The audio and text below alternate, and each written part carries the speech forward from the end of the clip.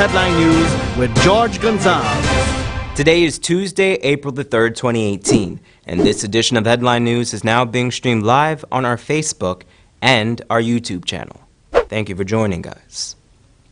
A La Penitence vendor is thankful for his life after being shot in the face during a robbery on Monday. Esther Sobers brings us that story. Put on the bicycle, see why I put on the bicycle and got a gun in my hand. And another one got a knife in my hand. And I come and then there was no way I would do the Easter Monday at around 4 p.m., Mina Dimitri, a La Penitence market vendor, was robbed by 4 armed men. Dimitri was accosted while plying her trade in front of Twins drugstore on Saffron Street in Georgetown. Seeing the men attack his wife, do not hard that Dimitri came to her aid.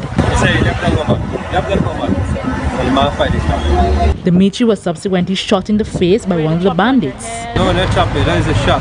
You had a shot? But yeah, but he grazed.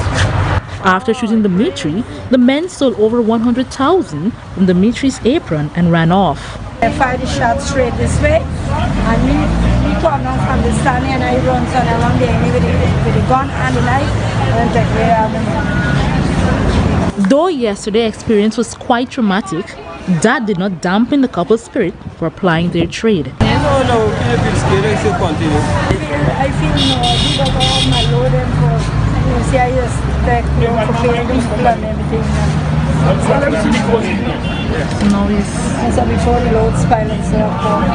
If you or anyone you know that may have information that will lead to the arrest of the perpetrators, please contact the police at 225-2683, 911 or visit the nearest police station. For Channel 2 Headline News, Esther Sobers. Thanks, Esther. Quick action by the Guyana Fire Service prevented the complete destruction of the former NCN transmission station in Linden. And to clear this open. In a previous newscast, Fire Chief Marlon Gentle warned citizens to desist from using fire as a means of land clearing. We are appealing to members of the public to desist from using this method of land clearing, since the fires have been spreading to public infrastructure, have been spreading to utility poles, have been spreading to culverts and bridges and damaging these vital pieces of infrastructure. One unnamed security guard learned the hard way on Sunday after accidentally setting fire to the former NCN transmission department at Richmond Hill, Mackenzie Linden. The security guard, who was stationed at a nearby doctor's office, had allegedly set fire to neighboring bushes. It then spread rapidly through the adjacent dry grassy field and ignited the wooden building and dish. However, the swift action of firefighters from the Linden Fire Station prevented the complete destruction of the premises. The building and equipment on site were used years ago under the former Linden television station, which had been taken over by NCN.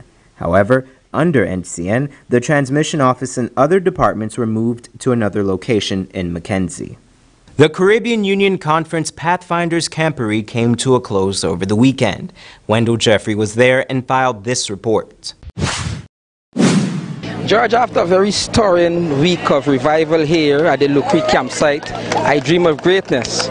It culminated with several young folks and even some seniors giving their hearts to Jesus Christ and being baptized. Right here, they set up a pool right behind me here, and they're going to use this pool to baptize those who have decided that they want to follow Jesus every step of the way. Of course, several of these would have come from countries that are across the Caribbean and to be baptized here. So it's a very festive, excited moment that is happening here, and you see they're all decked out in their regalia, ready for today. A very stirring sermon was preached by Dr. Dave McKenzie. Your gifts can take you, but your character can't keep you. And so I want to tell somebody here today, it's important to have good character. George, I have with me here the director of the Guyana Conference, the youth director of the Guyana Conference, Pastor Marvin Smith. Some people call it Dr. Marvin Smith, fully outfitted in his regalia. Doc, you've come to the end of this camporee here. What's your take on what happened this week? Yeah, I'm fully satisfied with all that has occurred thus far. I must say I'm even impressed. I believe that we have a good team of leaders here in Guyana. And I was a bit nervous initially as we launched to host such a major initiative. However, I think that it was done in a very exceptional way, and I'm satisfied. Our objectives were met. There was smooth transitioning. Our visitors were highly impressed. The image of Guyana is a beautiful one that was painted over the last few days. So I'm here with Dr. Lewis at the Lou Creek Campery under the theme I Dream of Greatness. Doc, how has been the week serving as the coordinator of this medical outfit here? The week was very productive. It wasn't anything out of the ordinary, thank God. What are some of the situations you had to deal with? So we had mainly respiratory tract infections. Because of the dust? Because of the dust and the sun and the adjusting to the cold weather and then the hot weather in the day.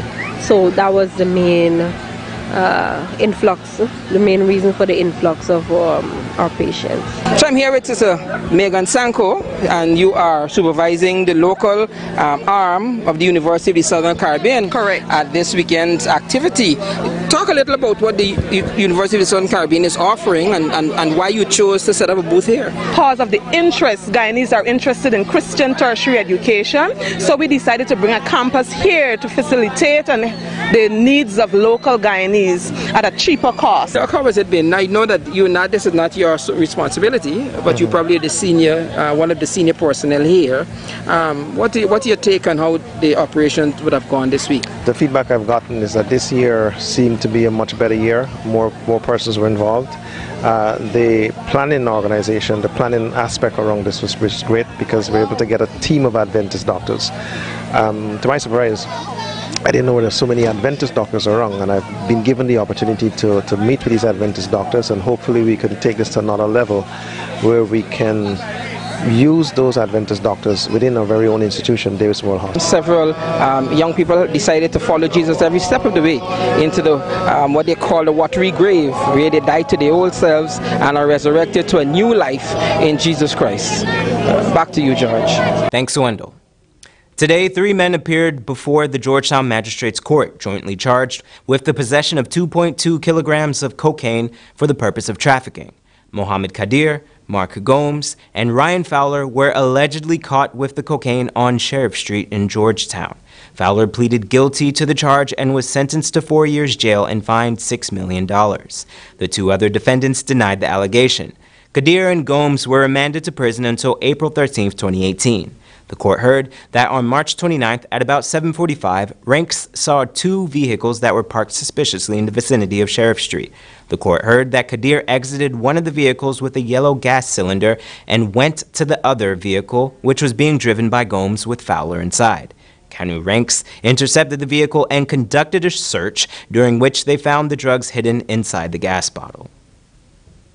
Don't go away. After the break, domestic violence survivor tells her story, and GTI starts outreach effort. But first, here's your 7-day weather forecast.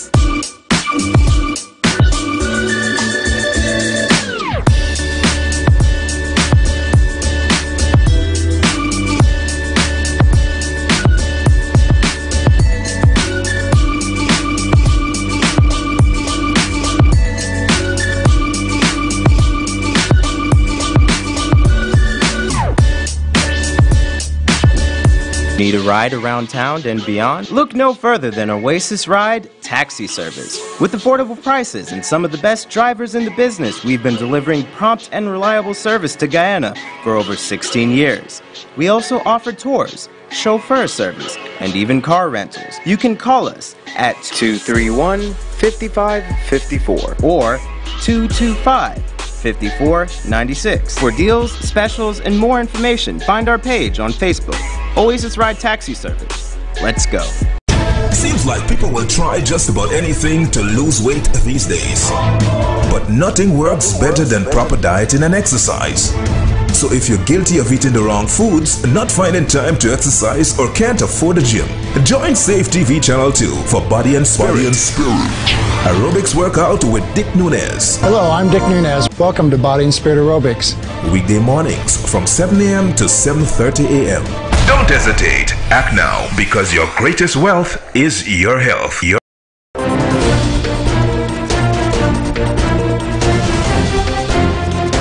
Welcome back. The first ever local continuous quarterly labor force survey has found that less than 10% of the working population have post-secondary degrees. According to the report, 5.6% of the working class have post-secondary certificates and qualifications.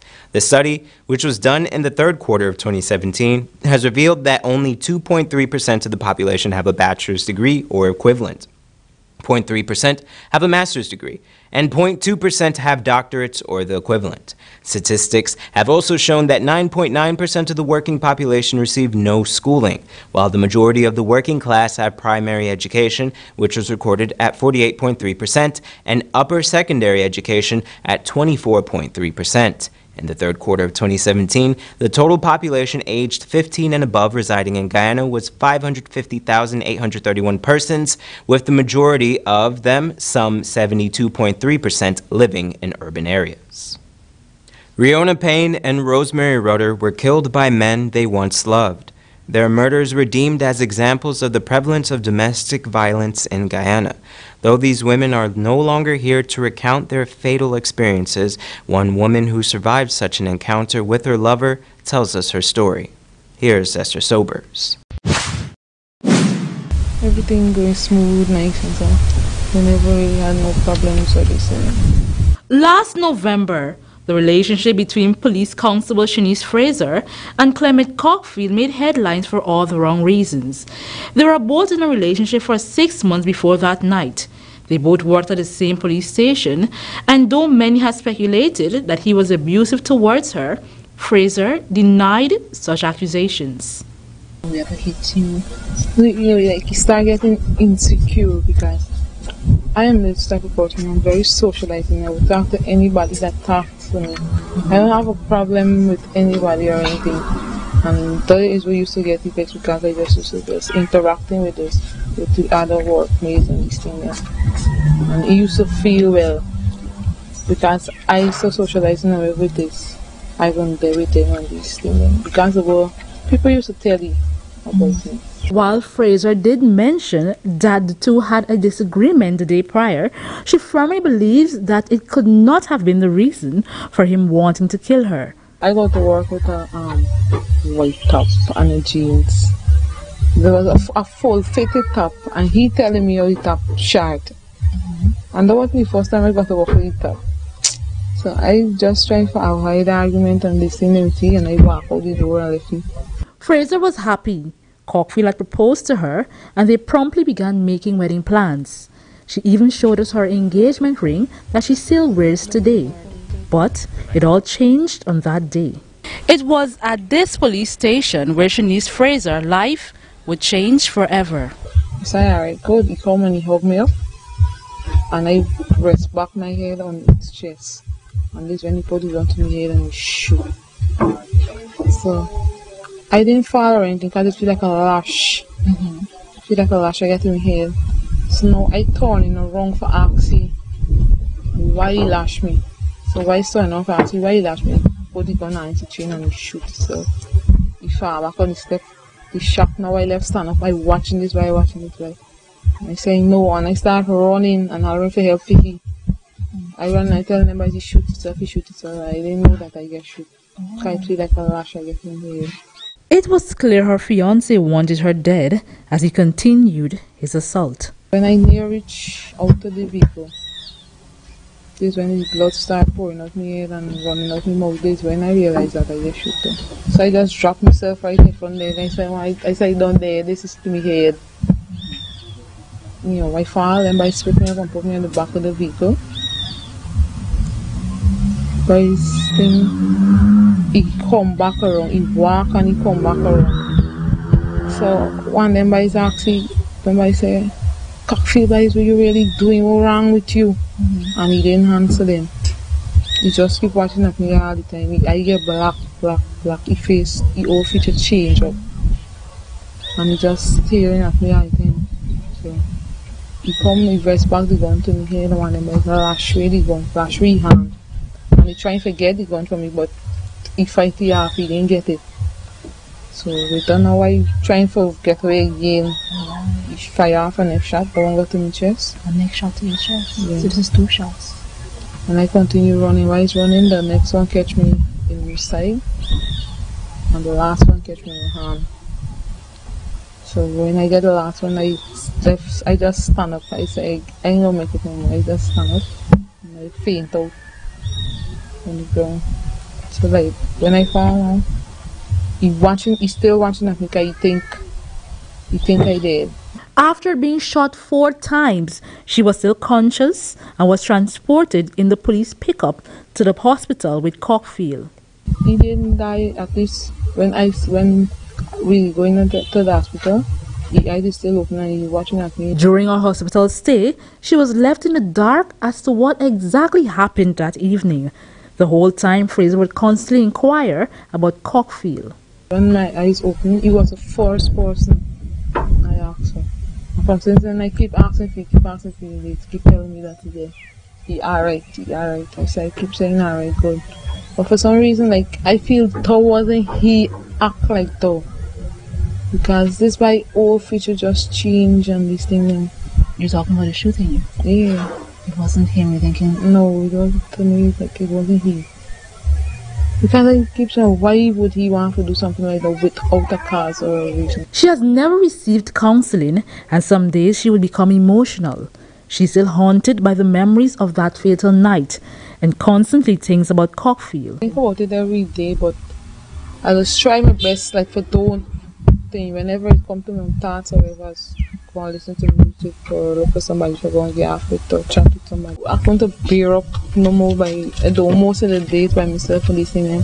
Really, I know nobody to talk to, just keep taking it on. This is what I end up turning back to work for them there for social. So you never see any counseling? No. Nonetheless, Fraser is back on the job and she has been assigned to a new outpost. She says that she loves her job and is grateful to be alive. For Channel 2 Headline News, Esther Sobers. Thanks, Esther. Visitors of number 63 Beach in Berbice were subjected to a very watery Easter Monday. After braving heavy rains in the morning, some unlucky motorists got caught in the rising tide. According to some, this is an annual occurrence. Nonetheless, the fast-moving tide stranded many vehicles and prompted a mad scramble to the exit, which subsequently triggered a traffic jam that lasted for hours. The Guyana Technical Institute is looking for new applicants, with a greater emphasis on non-standard students to the school. Wendell Jeffrey sat down with the school's administrators to find out more. Well, welcome here, Miss Crandon and Miss Jeffrey Pyle. Thank you. Thank you for coming to the studios today. You're here to talk about GTI. You want to give us a little idea of what is happening? Well, the Government Technical Institute has been around since 1951, and we continue to be the premier technical institute in Guyana. We have 7 departments where we offer multifaceted amount of courses to our public. We have the building department where we do building and civil engineering, civil construction, masonry, plumbing, furniture making. We have a business department where we do the ordinary diploma in commerce, which is similar to business management, the diploma in administrative principles and practices, and the general office administration. So there's computer science department. We do the diploma in computer science and data operations. We have an electrical department where we do electrical engineering, both at the diploma and technician level. We also do electrical installation, small appliance repairs, refrigeration and air conditioning. We also have the land surveying department where we do the diploma in land surveying. We have a mechanical department where we do the diploma in mechanical engineering as well as a technician certificate in mechanical engineering. We have motor vehicle repairs, motor vehicle engine systems, we have welding, metalwork engineering, and recently we launched the automotive electrical electronic servicing and repair programs with our Canadian partners. We also have a science department where we do the diploma in science. It sounds as though you can come to GTI and learn everything. Yes. And you're here with Ms. Pyle. Ms. Pyle, what's your role at GTI? I'm a lecturer at GTI under the business department. And I understand that you have a special intention here in the studios today. And what is that? To let our females know that the Government Technical Institute is not just for males. Skill is wealth. And we all aspire to be wealthy. There's no reason why a female should be left out. We would usually say that you can come nicely dressed in your suit, take your heels and your suit off, get into your overalls, do your work, and get dressed and still go out there looking fly as ever. Is there a waiting list to get into GTI? Well, we are actually starting our registration process come Monday, the 9th of April. And that will be open until the 8th of June. So we don't have a waiting list as yet, but we do have quite a number of persons who are set and ready to actually start applying from Monday. So we are going to be starting our online registration. It's the first of its kind. And so we're encouraging persons to check our website, www.gtigeorgetown.com. You repeat that? www.gtigeorgetown.com. Okay. For those persons who are not tech savvy or are not familiar with the internet, they can come into the... For deals, specials, and more information, find our page on Facebook, Oasis Ride Taxi Service. Let's go.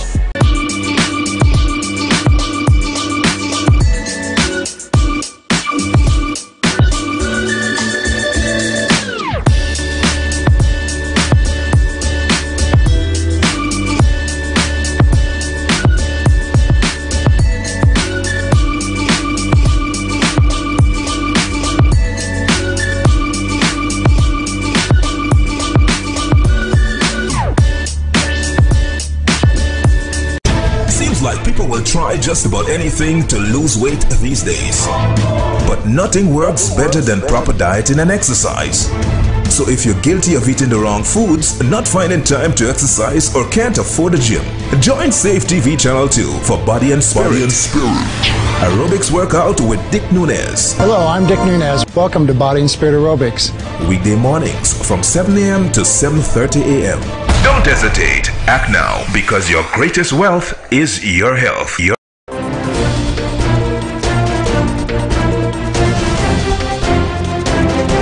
Welcome back. Here's this week's bridge retraction schedule and today's foreign currency exchange rates.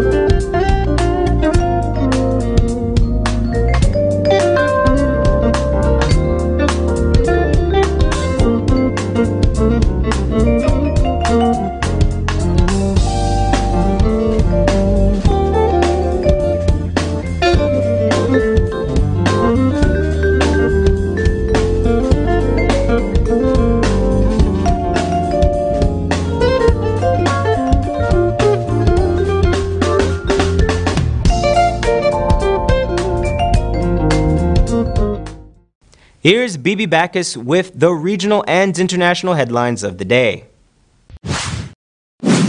For the third time this year, Russian intelligence gathering ship Viktor Leonov has visited Trinidad and Tobago. This time, however, it was moored in Point Lisaskova. A source told Trinidad and Tobago Guardian that this time around the ship was not in the open where the public could see it, like on previous occasions. With the economic and political turmoil in Venezuela and the U.S. influence in Jamaica, It is believed that Trinidad is a more favorable port of call for the spy vessel to refuel and replenish its stores.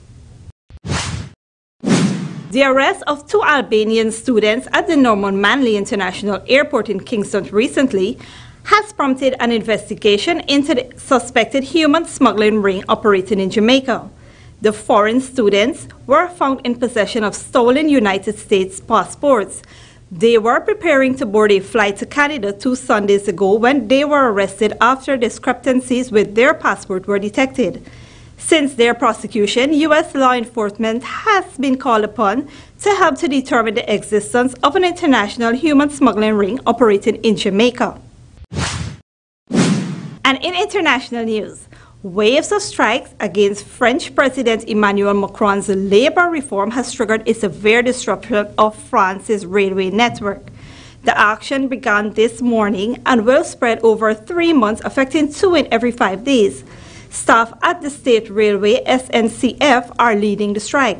It is believed that some 77% of SNCF drivers are on strike. The company said 34% of its staff overall were striking. 1 in every 8 high-speed trains are scheduled and only 1 in 5 regional trains. And finally, a large-scale disturbance has resulted in huge quantities of Saharan dust being dispersed across vast swaths of northern and central Africa and the Arabian Peninsula. Since Thursday, visibility has been reduced across the region. A low-pressure system developed over the Sahara Desert region of Libya was responsible for dust being lifted high into the atmosphere.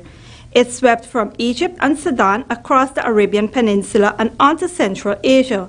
There were no reports of flight cancellations, but visibility was severely reduced and many people reported increased respiratory problems. Reporting for Channel 2 Headline News, Bibi Bacchus. And that's Channel 2 Headline News for this Tuesday evening.